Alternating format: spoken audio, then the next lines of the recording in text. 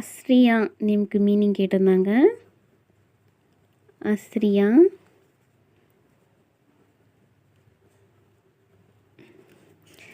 இதற்கு மீனிங் நிறைய இருக்குது. ஈவினிங் அப்படின்னு எழுதுகிறேன். இதற்கான அர்த்தம் அந்தி வேளை.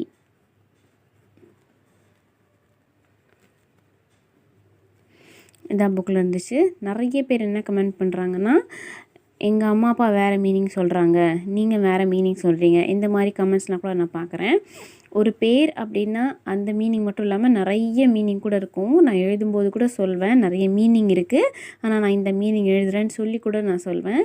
வேறு மீனிங் கூட அதுக்கு இருக்கலாம். ஒரு வார்த்தைக்கு நிறைய மீனிங் இருக்கலாம், நிறைய அர்த்தங்கள் இருக்கலாம். நான் படித்ததில் என்னோடய புக்கில் நான் ஃபாலோ பண்ணுற வெப்சைட்ஸில் என்ன இருக்குதோ அதை தான் நான் இங்கே எழுதுகிறேன். சரிங்களா? வேறு சில மீனிங்ஸ் கூட இருக்கிறதுக்கு வாய்ப்புகள் அதிகம்.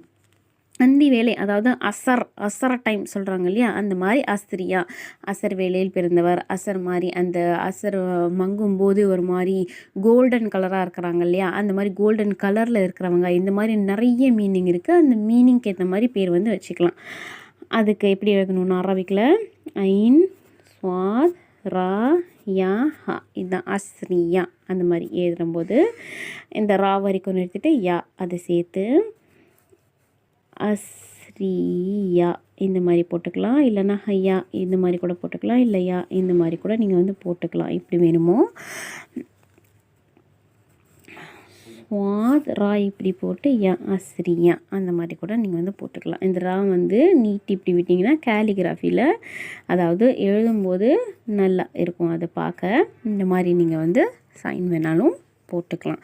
2 பேர் ஏதோ பார்த்தேன், அஸ்ரியா தஸ்மீமும் ஏதோ பார்த்தேன். இன்ஷால்லா அந்த நேமை இந்த ஷார்ட்ஸ்கிலையோ இல்லை வேறு ஏதோ ஷார்ட்ஸ்கிலையோ நீங்கள் கமெண்ட் பண்ணுங்கள். இந்த சிஸ்டருக்கு மட்டும் இல்லை, யார் 2 நேம் எழுதியிருக்கீங்களோ, ஒரு நேமுக்கு உங்களுக்கு மீனிங் கிடச்சிதுன்னா இன்னொரு நேம் நீங்கள் அடுத்த ஷார்ட்ஸில் கமெண்ட் பண்ணுங்கள். இன்ஷால்லா அதற்கான விளக்கம் நான் கொடுக்கறதுக்கு பார்க்குறேன். சீக்கிரமாக உங்களுடைய நேமையும் கமெண்ட் பண்ணுங்கள். அடுத்த ஷார்ட்ஸ் உங்களோட நேமாக கூட இருக்கலாம்.